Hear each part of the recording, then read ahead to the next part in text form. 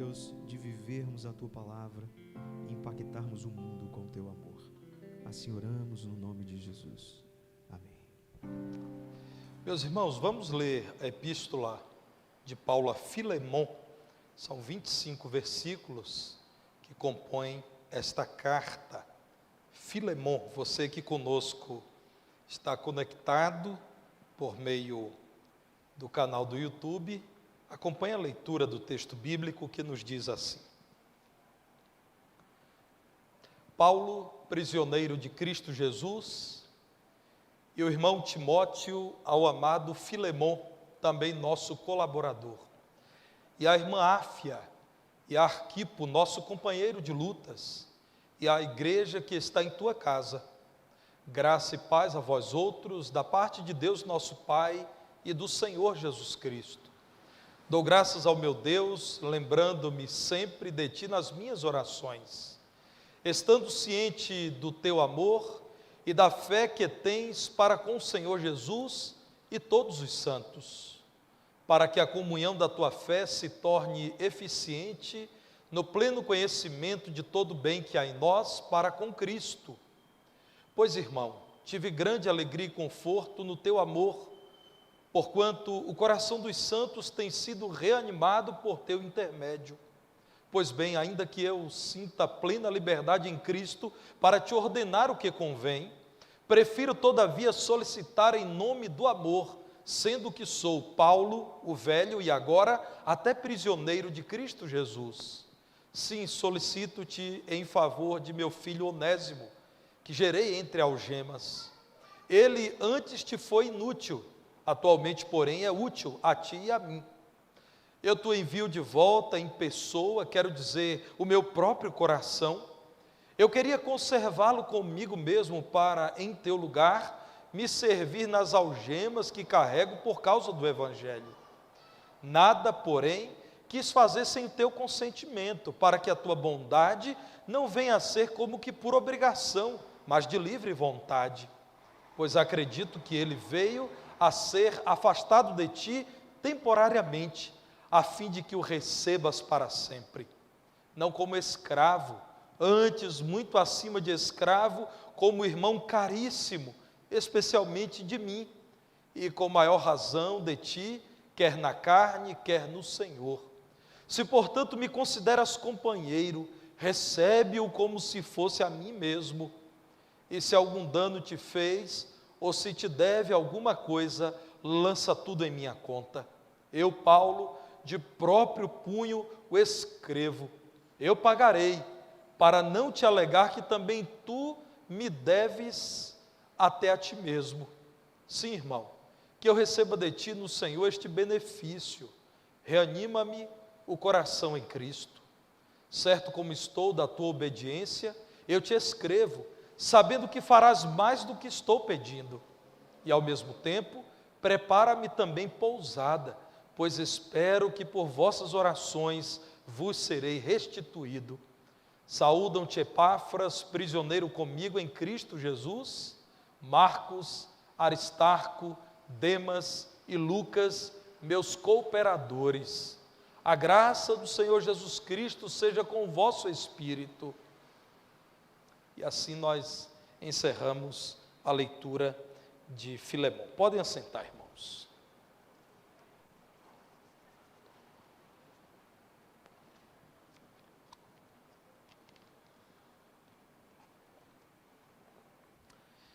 Deixe a sua Bíblia aberta para que você confira aquilo que será pregado, para que você compare com aquilo que o Senhor nos revela em sua palavra. E ore ao Senhor para que o Espírito Santo aplique ao seu coração cada uma dessas verdades da palavra do Senhor. Meus irmãos, eu quero falar sobre o tema Somos Um. Parece uma contradição, como que primeira pessoa do plural, somos, nós somos, podem significar uma unidade.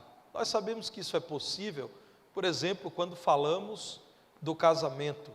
Duas pessoas com personalidade diferente uma da outra, com história de vida diferente uma da outra, vivem um só plano, são uma só família e até uma só carne.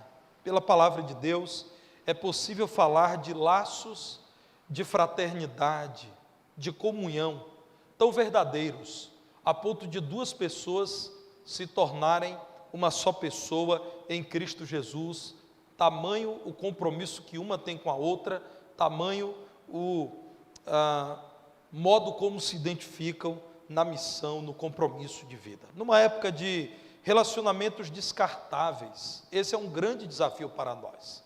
Nós sabemos que em nosso tempo agrava-se aquilo que já é uma marca do ser humano, essa facilidade de anular o outro. Nas redes sociais, há expressões tristes como cancelar, como lacrar. Há pessoas que descartam outras muito facilmente porque pensam de modo diferente. Há por todo mundo pessoas que rejeitam outras por conta da sua origem, por conta da cor da pele, por conta da sua condição socioeconômica, por conta da sua fé, da sua crença. Há pessoas que até se anulam porque não têm os mesmos gostos. As tribos vão se formando em torno do estilo de vestimentas, das palavras que são usadas e até mesmo dos programas que gostam de frequentar. A Igreja de Cristo está nesse mundo, não há um outro mundo para nós. É o mundo em que cada vez é mais difícil a manutenção de longos e saudáveis relacionamentos, em que, como manifestação também do pecado em nosso viver, muito facilmente os seres humanos têm dificuldade em se relacionarem e se relacionarem bem. Essa pequena e influente carta, essa breve e poderosa epístola de Paulo ao seu filho na fé Filemon, tem muito a nos ensinar, meus irmãos. Paulo estava preso por volta do ano 62 ou 63, provavelmente preso em Roma, e escreve a um dos seus filhos na fé, alguém que provavelmente ele ganhou para Cristo na cidade de Colossos, para lhe falar de alguém que ele conheceu na prisão. Esse alguém ele conheceu, ou porque foi durante um tempo prisioneiro como ele, ou porque Paulo teve contato. Naqueles dias era possível. Por exemplo, a palavra de Deus relata que Paulo durante um tempo ficou preso, mas a prisão dele era domiciliar, e ele recebia pessoas na casa em que ele estava preso. Essa pessoa que Paulo conheceu chamava-se Onésimo. Vejam que coisa impressionante o texto bíblico diz. Esse homem chamado Onésimo, o significado do nome dele é útil, essa é a exata tradução de Onésimo, vivia em Colossos, onde ele era escravo de Filemon. Naqueles dias, irmãos, dificilmente existiria aqui nesse contexto uma escravidão por conta da cor da pele. A escravidão, por exemplo, se dava por conta de dívida. Havia pessoas que se entregavam como escravos para pagarem uma dívida durante um tempo. Havia escravos que eram, de fato, fruto da pilhagem de outras terras. Invadia-se um povo e levava-se as riquezas, inclusive pessoas. Então, não se sabe bem, mas Filemon tinha um escravo chamado Onésimo.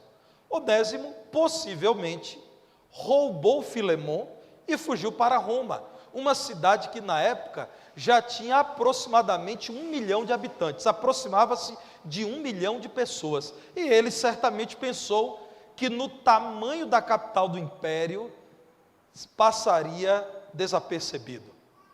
Era comum naqueles dias emitir para todo o império um comunicado de escravos que haviam fugido, mas ainda assim Onésimo acreditou possivelmente que em Roma ele não seria facilmente descoberto. Mas ele conheceu um homem chamado Paulo, que pregou o evangelho e por meio de quem muitos vieram a crer em Jesus Cristo. E ao conversar com Paulo, certamente Paulo disse: eu conheço a sua terra, Onésimo. Você disse que vem de Colossos, eu estive lá, eu preguei o evangelho lá. E, por exemplo, há pessoas como Epáfras, Aristarco, Filemon, que eu conheço. Possivelmente Onésimo disse: Filemon? Qual Filemon? E ao que tudo indica, irmãos, Deus preparou para Onésimo a oportunidade de conhecer Paulo em Roma e saber que Paulo conhecia Filemon. Pelo que o texto bíblico mostra, Onésimo abriu o coração e disse: Paulo, eu tenho uma dívida com Filemon, e o mínimo que ele pode fazer comigo, e ninguém vai dizer coisa alguma em contrário, é me matar.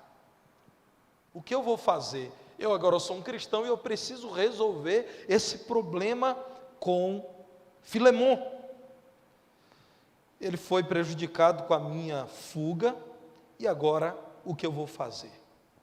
A palavra Filemon pode ser traduzida como aquele que é afetuoso, bondoso. Vejam que interessante. O papel de Paulo agora era chamar bondoso a perdoar útil. Então ele decide apelar para a lei do amor.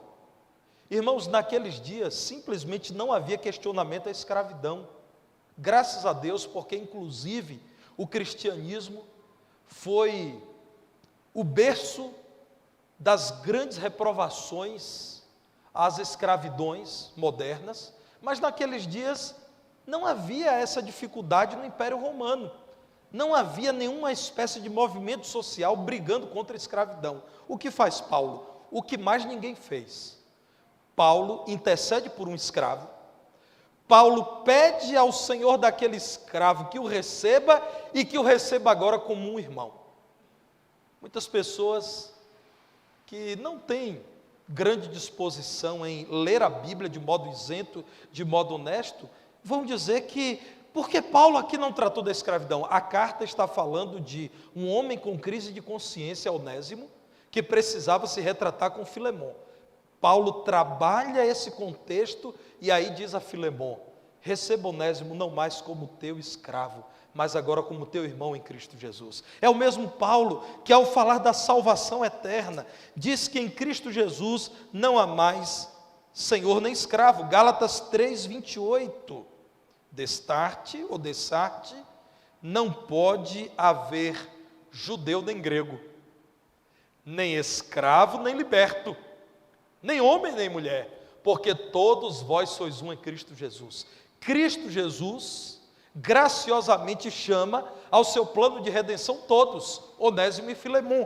Então essa carta, irmãos, é extraordinariamente um ponto fora da curva daqueles dias, porque nós temos aqui um tratamento dado a um escravo que ninguém mais daria. Aqui estão princípios para solucionar uma questão delicada que se repete entre nós. Como lidar com aquele irmão que diz que o outro lhe deve? Como lidar com pessoas que estão diametralmente opostas em alguma questão? Como fazer com que pessoas que estão separadas, divorciadas, brigadas, voltem a viver juntas e mais, como irmãos que se amam? Vejamos na palavra de Deus alguns princípios para que sejamos um, como Paulo chamou Onésimo e Filemon a serem um só povo em Cristo Jesus. Em primeiro lugar, meus irmãos, é preciso estabelecer um compromisso espiritual com os nossos irmãos. Irmãos, ninguém conseguirá enxergar no outro um padrão mais elevado de valor do que um cristão enxerga em outro cristão. Porque ele olha para um outro cristão e diz: Cristo lavou essa pessoa como me lavou com o seu próprio sangue. Hoje ele é templo do Espírito Santo. Hoje ela tem grande valor para Deus. Eu não posso destruir aquilo que pertence ao Senhor. Nós estamos lidando com essa questão inflamada em nossos dias, chamada de homofobia. Nós, crentes em Jesus, continuamos dizendo que Deus tem um padrão para o casamento.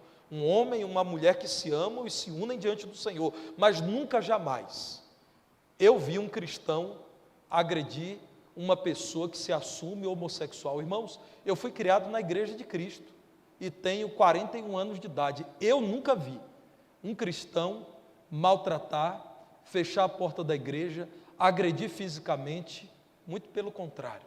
Ao longo da vida, eu tive a oportunidade de me relacionar como pessoas que chegaram à igreja lidando com essa marca. Então, meus irmãos, eu posso discordar da prática, mas eu não tenho fobia da pessoa. E nenhum cristão deve ter esse tipo de fobia, porque Cristo não teve. O nosso grande modelo é Cristo. Jesus Cristo olhou para prostitutas, ladrões e disse: vão em paz e não pequem mais. Ou seja, Jesus disse: não continuem no pecado, mas vão em paz. A fé de vocês em mim salvou vocês. Nós precisamos ter um compromisso espiritual com o outro. Quando um cristão perde o compromisso com o outro, daqui a pouco ele já está nas redes sociais dizendo: morte a quem não pensa como eu. Porque nas redes sociais há pessoas dizendo coisas do tipo: fogo nos cristãos. Eu já li isso nas redes sociais. E foi aqui de Divinópolis a publicação. Não foi de um outro lugar. E nós, irmãos, entraremos nessa lógica de dizer que tem que matar, comemorando porque uma pessoa que foi presa, ela foi assassinada antes de ser julgada?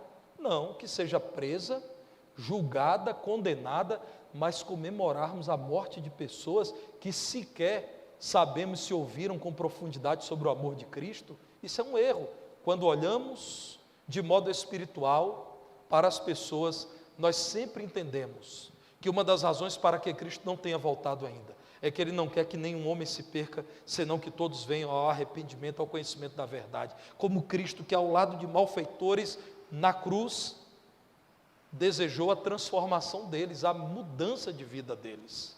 Meus irmãos, quando nós olhamos de modo espiritual para o outro, nós conseguimos enxergar como Paulo enxergou Onésimo. No versículo 4, Paulo, ao falar a Filemão, diz: eu dou graças ao meu Deus quando eu me lembro de ti. No versículo 20, Paulo diz: irmão, que eu receba de ti no Senhor este benefício de você receber Onésimo como seu irmão. Uma visão espiritual. Paulo escreve aos Coríntios dizendo: eu de muito boa vontade gastarei e me deixarei gastar pelas vossas almas. Isso está em 2 Coríntios 12:15. Porque não se olha para alguém com olhar espiritual? Porque não se tem vida espiritual. Quem em Cristo já deixou a condição de um morto espiritual e agora tem vida, olha para o outro de modo espiritual. Meu irmão, não esqueça que aquela pessoa que fez tudo para que você a odeie, que aquela pessoa que diz coisas sobre o cristianismo que são inaceitáveis, que nos dói o coração, que aquela pessoa que praticou coisas terríveis, pode ouvir de Cristo, pelo poder do Evangelho ser transformada, precisa ser amada por você. Lembre de Saulo, esse homem que escreveu essa carta aqui, também chamado de Paulo. Quando convertido a Cristo, ele que foi um assassino de cristãos, um perseguidor da igreja de Cristo, a igreja temeu recebê-lo. E o Senhor disse: não, recebam aí Ananias e todos vocês, recebam esse homem, porque ele me é muito útil. Ele é um vaso escolhido para pregar os gentios. Visão espiritual. Quem não tem visão espiritual, descarta facilmente o outro. Somente pela fé, fazemos aquilo que não nos parece vantajoso. A unidade que desejamos na igreja, nós só podemos alcançar em oração, pedindo a Deus que nos dê poder para vencer o pecado. E o pecado nos leva a querer anular, rejeitar, maltratar o outro. Somente vivendo o compromisso da comunhão. Paulo chama aqui alguns desses irmãos de companheiros. Arquipo, no versículo 2, é chamado de companheiro de lutas. A palavra para companheiro é koinonia, que é a palavra que traduzimos por comunhão. Sabe qual é o elo? É ter algo em comum com essa pessoa. O que é o meu companheiro? É alguém com quem eu tenho comunhão, porque nós temos algo em comum. Por isso a palavra é koinonia. Estabelecemos uma koinonia, isto é, nós somos companheiros porque temos muito em comum. A pergunta é: você tem olhado para todos os membros dessa igreja com um olhar espiritual e para as pessoas que não são dessa igreja com olhar espiritual, foram criadas segundo a vontade de Deus. O Senhor graciosamente oferta salvação. Nós almejamos que essas pessoas sejam parte da igreja de Jesus e com ela estejamos eternamente nos céus. Nós temos enxergado a vida de modo espiritual, isso me preocupa, irmãos, porque isso cheira a um cristianismo semelhante a uma religião de Estado. Você é aquilo que a tradição do seu país diz que você deve ser. Isso me lembra a falsa religião que diz que existe um lugar num dia de serviço religioso em que você é cristão, mas o cristianismo, meus irmãos, é a vida de Deus, dando-lhe nova vida. Você precisa ser cristão em todo lugar. Você precisa olhar de modo espiritual para esse mundo. Eu insisto nas redes sociais, porque é um show de horrores o que vemos. É triste ver cristãos utilizando palavras baixas, gente antiga na fé, irmãos, usando palavras que eu não poderia repetir aqui. E eu tenho um princípio, e digo isso aos meus filhos constantemente. Se existe alguma palavra que nós não poderíamos usar diante de toda a igreja, nós não podemos usar em casa, porque a lógica é a mesma. Meu filho está ali me ouvindo e sabe que eu digo isso. A lógica é a mesma. O Deus que se faz presente aqui nesta reunião está presente em nossa vida e em nossa casa. Se existe uma palavra que eu não posso usar aqui no púlpito, eu não devo usar nas redes sociais. Da mesma forma, irmãos, todo cristão deve ter em mente a possibilidade de plugar o seu smartphone aqui nesse projetor de multimídia da igreja. Imagine isso. Se algum dia você disser: caramba, isso aqui a igreja não pode ver. Meu irmão, feche imediatamente. Só acesse aquilo que você não teria constrangimento nenhum em colocar aqui para todo mundo. Visão espiritual da vida. Isso nós chamamos também de cosmovisão, de uma visão de mundo. Qual é a questão, irmãos? O cristianismo é uma visão de mundo. O cristianismo não serve para que você saiba em qual lugar você deve ir, qual hino você deve cantar e qual livro você deve ler. O cristianismo te ensina, por meio desse livro que é a Bíblia, a como enxergar o mundo inteiro. O seu olhar precisa ser espiritual. Olhe as pessoas de modo espiritual. Não as tenha como inimigos a serem derrotados, como opositores a serem vencidos, como incômodos a serem calados. Portanto, seja delicado no trato do seu irmão, como Paulo foi. Por favor, veja aí no versículo 1. Primeiro Paulo diz: eu sou prisioneiro de Cristo. E eu quero te falar, Timóteo, de um outro prisioneiro que tenho aqui comigo. No versículo 2, ele chama Áfia de irmã. No versículo 1, ele já tinha chamado Filemon de amado. Lá no versículo 3, Paulo deseja que a graça e a paz do Senhor seja sobre aqueles irmãos que receberiam essa carta em Colossos, depois que Filemon a lesse. Depois, no versículo 8, Paulo diz assim a Filemon: ainda que eu sinta plena liberdade em Cristo para te ordenar o que convém, prefiro todavia solicitar em nome do amor. É em nome do amor que eu quero falar contigo, Filemon. E no versículo 9, ele ainda diz: sou eu, Paulo velho, que já passei por tantas estradas nessa vida, e o caminho é o amor. Então, irmãos, na igreja, nós precisamos olhar para aquilo que Paulo faz aqui.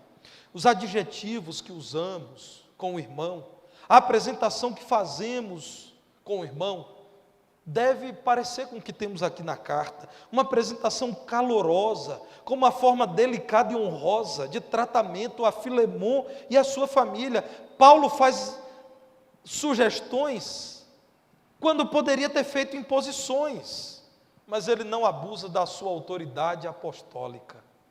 Aliás, eu tenho certeza que nenhum irmão aqui pode dizer que um dos pastores dessa igreja procurou os irmãos com imposição, dizendo o que deveriam fazer ou não. Irmãos, nós somos pecadores, que carecem dia a dia da iluminação do Espírito Santo, mas os irmãos sabem como nós os tratamos, por vezes na correção com firmeza, mas nunca com desonra, nunca com grosseria, nunca com palavras baixas. Nós não concordamos com isso. É que eu ouço falar que há líderes religiosos que são assim, né? Que pisam, que fazem das pessoas um 0 à esquerda. Isso não é correto, irmãos. Não há cristianismo naquele líder religioso que fora das câmeras é um grosso, é um mal educado, não é tratável, não se parece com Cristo. Desconfie da espiritualidade de quem age assim. Seja você delicado na forma de falar, nas suas decisões, na forma de referir-se ao irmão. Conta-se, irmãos, que havia um cachorro na rua, e era um cachorro magro, coitado, mal alimentado, sujo, mal cheiroso e com algumas feridas. E uma pessoa passou e chutou aquele animalzinho fraco, o outro passou e cuspiu, o outro passou e bradou, dizendo: ah, se o caminhão do lixo levasse esse bicho. Mas um cristão em Jesus, um crente em Jesus, passou por aquele animal e vendo tudo que ele estava sofrendo, olhou bem para aquele bichinho, meditou, observou, e em algum momento ele disse: que dentes bonitos que esse cachorro tem, que dentes brancos, que dentes espetaculares esse bicho tem. Imagine se ele fosse bem cuidado, como ele não seria saudável. Você é capaz de ver os dentes brancos num cachorrinho sujo, maltratado, ferido? Aliás, nas redes sociais existe uma prática, já disse a meus filhos também que eu não aceito isso, de chamar o outro de lixo. Você é um lixo. Irmãos, o que é lixo? Lixo é aquilo que não queremos. Lixo é aquilo que não toleramos. Queremos nos livrar do lixo. Chamar uma pessoa de lixo, irmãos, isso é duro. Por mais terrível que essa pessoa pareça, não chame de lixo aquela pessoa que ainda pode ser restaurada, segundo a imagem e semelhança do Senhor, como muitos de nós fomos. Aliás, irmãos, se não fosse Cristo Jesus, vocês não suportariam me ouvir por um segundo. Às vezes as pessoas entram num templo como esse, principalmente no domingo, isso aqui lotado, e o povo se vestindo tão bem arrumado, cheiroso, e há pessoas que dizem: pastor, eu nunca, já me disseram isso aqui em Divinópolis, eu nunca vou ser um de vocês. E a minha resposta sempre é essa: não muda. Tire Cristo daquelas pessoas, você não suporta nenhuma delas. Pense na possibilidade de Cristo transformar vidas que você não tolera hoje, como transformou a sua vida e a minha. Muito cuidado, seja delicado no trato com as pessoas. Os elogios verdadeiros para com seu irmão, tem isso também, né? Se você está elogiando, espera-se que você seja verdadeiro. Paulo não faz aqui nenhum elogio que não seja verdadeiro. Versículo 5, ele diz: estou ciente da tua fé e do teu amor. Todos os cristãos aí em Colossos sabem disso, inclusive a igreja se reúne em sua casa. Provavelmente já existiam 2 igrejas locais em Colossos nessa época. Uma se reunia na casa de Filemon. Veja no versículo 6, quando Paulo diz: se torne eficiente no pleno conhecimento de todo o bem que há em nós. Ele diz: você é um homem bondoso, sim. No versículo 21, Paulo diz: eu estou certo da tua obediência ao Senhor. Farás mais do que eu estou pedindo. Coisa linda, né? Eu sei que você é um homem generoso, você faz mais do que aquilo que te é pedido.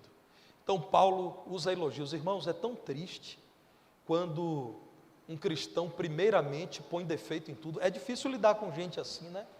Às vezes você está até empolgado, feliz, mostra alguma coisa, as pessoas dizem: mas isso aqui está errado, isso aqui não ficou bom, isso aqui ficou troncho. Irmãos, nós podemos fazer mais do que aquilo que esperam de nós. Há um defeito, se aquele defeito é moral ou espiritual, chame com amor e corrija. Isso é falar a verdade em amor, como Paulo escreve aos Efésios. Mas se você vê virtudes no irmão, elogie. Irmãos, eu não minto não, eu vivo elogiando vocês. Agora mesmo elogiei o irmão Gessi, né? O elogio que eu fiz ao irmão Gessi, porque a irmã Marinha voltou a frequentar os cultos presencialmente, né? Tomou a 2ª dose, essa coisa toda da vacina. Eu disse: ó, irmã Marinha, irmão Gessi não é bonito quando ele vem sozinho para a igreja não, mas quando ele vem com a irmã, ele é lindo. Que elogio bom que eu fiz, né? Os Maus intérpretes diriam que eu estou chamando ele de feio. Não é isso. Eu estou dizendo que ele encontrou uma mulher linda para casar com ela. Então ele é bonito quando ele está ao lado dela. Mas, irmãos, como é bom. Você já notou que quando você diz a um irmão assim, que camisa bonita você está usando, um sorriso se abre. Eu vejo, André, até por trás da máscara, porque eu vejo aqui quando o rosto faz a forma do sorriso. Como é bom quando você chama alguém e diz: a música que você entoou hoje me abençoou.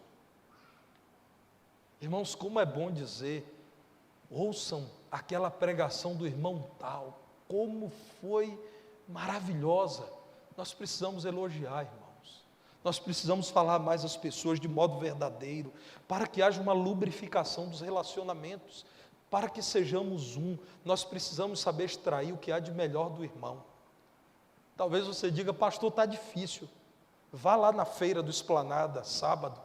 Lá existe um moço que vende caldo de cana, vende garapa e pastel. Fique observando o trabalho dele. Ele põe a cana lá no triturador, William, e sai suco, que é a garapa, que é o caldo de cana, que aliás é delicioso, né?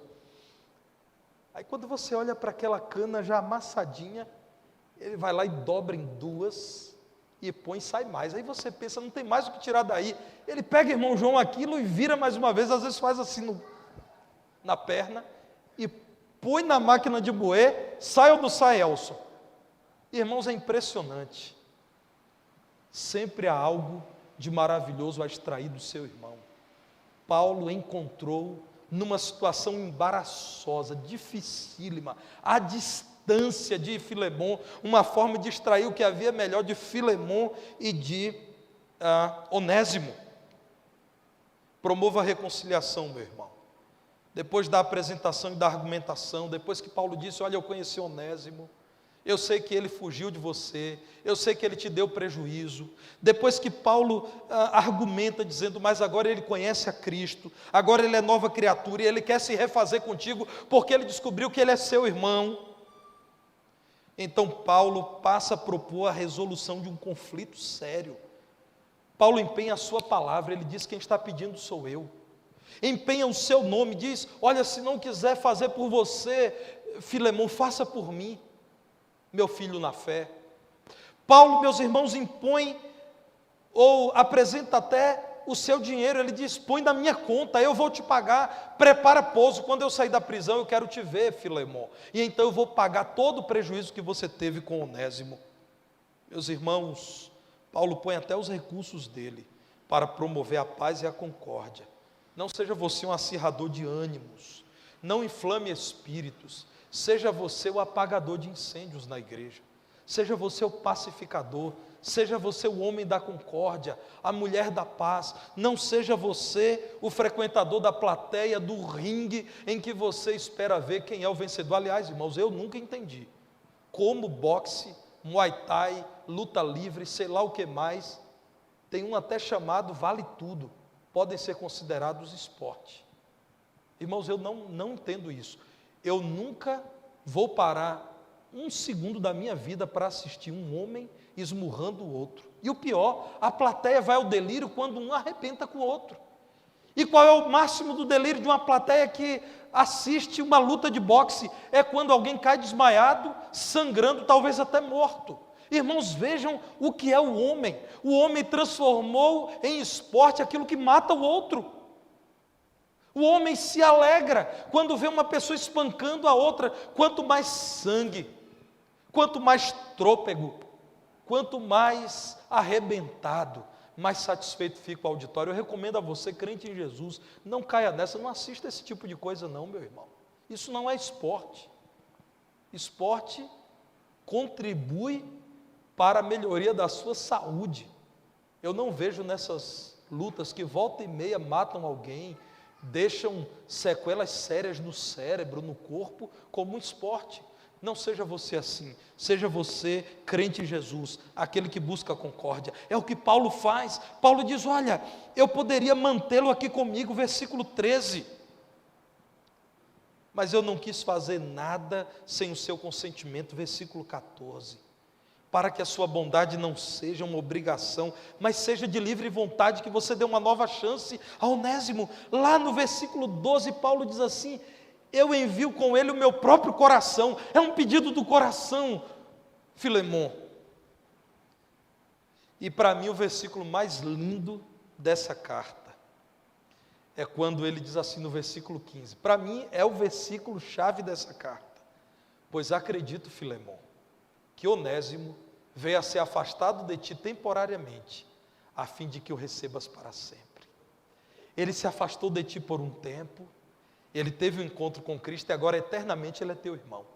Você o perdeu por pouco tempo e Deus fez algo maravilhoso. Ele eternamente será o seu irmão. Quando a irmã Marinha começou a frequentar aqui a igreja, a vir, ela sempre dizia: pastor, eu gosto de estar aqui e conversar contigo, mas eu não sou evangélica. Ela tinha uma outra religião e ela dizia: olha, eu sou frequente lá. Muitas vezes você me disse isso, né, Marinha? Alguma vez eu disse a você que não voltasse mais aqui? Nunca disse, né? Toda vez que a Marinha entrava, ela não sabe disso, mas antes dela entrar no meu gabinete, eu tinha um tempo de oração. Senhor, vai entrar aqui uma vida preciosa. Ela faz questão de dizer que ela não é crente em Jesus, mas eu peço ao Senhor que me use para a conversão dela, para que ela tenha a maravilhosa experiência de saber o que é ser uma filha de Deus. E ela vinha, nós conversávamos, orávamos, e ela ia embora. E quando ela saiu, dizia: Senhor, permita que tudo que ela ouviu aqui continue falando no coração dela. E ela voltou e se tornou a minha amiga.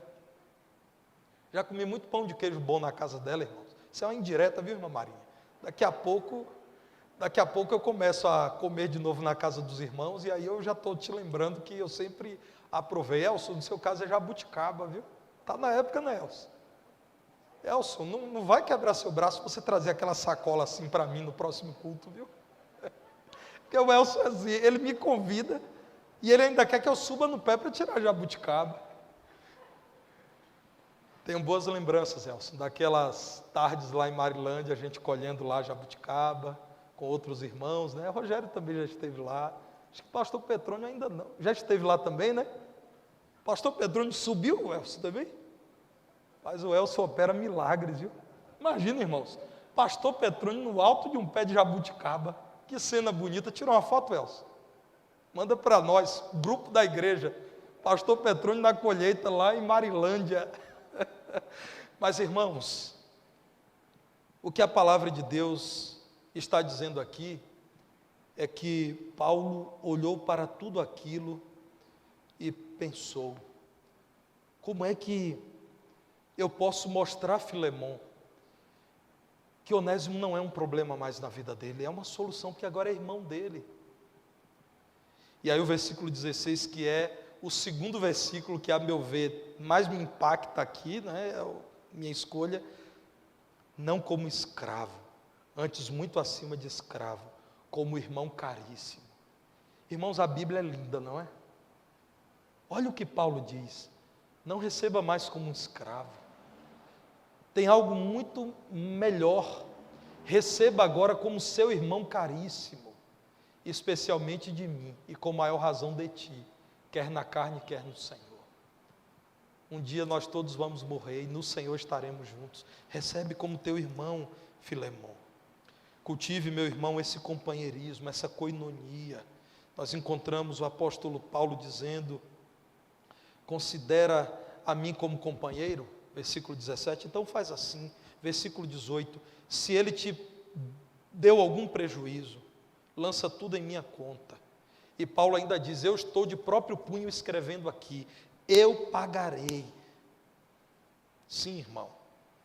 Versículo 20, que eu receba de ti no Senhor este benefício. Qual é o benefício?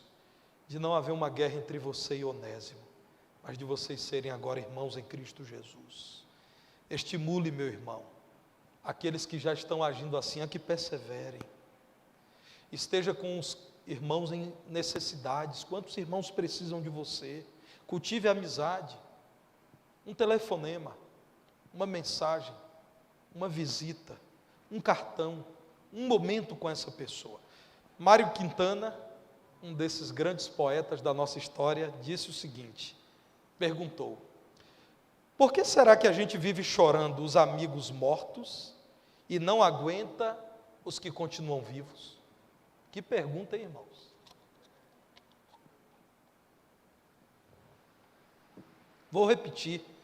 Aliás, leiam poesia, irmãos. Poesia faz muito bem à alma.